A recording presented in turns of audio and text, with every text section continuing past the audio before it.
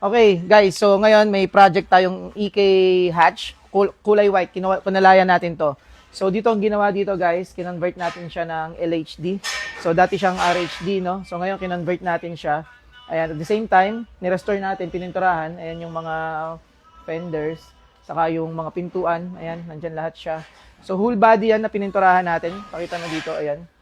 Full body yan, guys. So, ginagawa pa.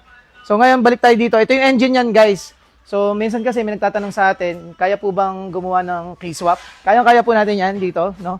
Ayan. Ito yung engine niya, Type R. Ito yung transmission. So, engine pa lang, saka transmission yan. Grabe na. Isang sasakyan na rin yan. So, ilalagay natin yan doon. Tapos, tayo rin yung gagawa ng wiring. So, lahat. So, medyo matagal-tagal pa to. At the same time, ito si Azul.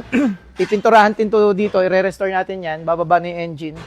So, abangan nyo tong Project EK hatch na white natin na yan, guys. So, sa lahat ng mga gustong magpa-restore ng sasakyan o magpa-build ng engine, na painantay nyo, guys, Kakupandan Racing.